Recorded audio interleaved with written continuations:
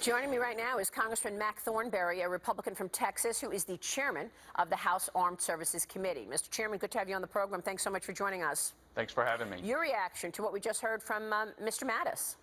I think that's right. Where it is at best a stalemate in Afghanistan, and we have to do something different.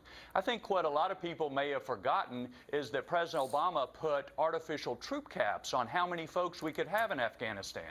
So we had a situation where helicopters would go over there, but they didn't take the maintainers with them to stay under the troop caps. They had to hire contract maintainers and do all sorts of moving people around just to stay under these artificial caps. So I think a lot of what Secretary Mattis is looking at is do away with those political caps, just figure out what it really takes to do the mission. So what do you want to see in terms of these additional troops going to Afghanistan? I want to focus really on what your priority is right now. In the next 2 weeks, the priority is the budget, and you're focused squarely on budgeting defense. Yeah, absolutely. Because the fundamental principle I start from is if we're going to send men and women out on a mission, they ought to have everything this country can provide in the way of weapons, equipment, and training to make that as successful a mission as possible. And that includes Afghanistan, that includes wherever they are all around the world.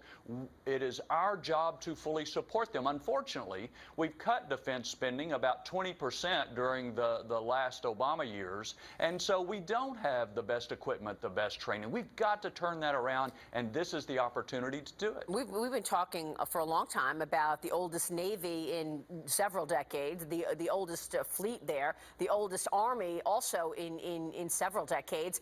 This money that you're talking about, the additional money in the budget toward defense, is that going to go toward that? Or are you talking about raising numbers because you want to deal with the issue at hand, meaning not winning in Afghanistan?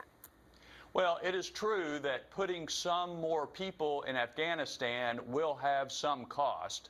But as I just mentioned, there was also a cost to playing games by hiring contractors to maintain the helicopters. So there may be some cost. But the bigger issue is we need to have planes that fly and ships that sail and soldiers, Marines, airmen, and sailors who are trained for their mission. And we've been taking shortcuts in recent years. And that is wrong on every level. Well, who's taking the shortcuts? I mean, we were just talking with your colleague Mo Brooks about the broader agenda here, and I want to get your thoughts on that as well. And he's putting the blame on the Senate. Is that where you put the blame? Well, I think there's a lot of blame to go around when it comes to defense in recent years. Remember, Congress passed this Budget Control Act. It was supposed to move us to curtail mandatory spending. It didn't. So defense, which is now about 15% of the budget, took 50% of the cuts. So, President Trump ran on rebuilding our military. I think there is a big majority in Republicans, Democrats, House, Senate, who agree we've got to rebuild the military.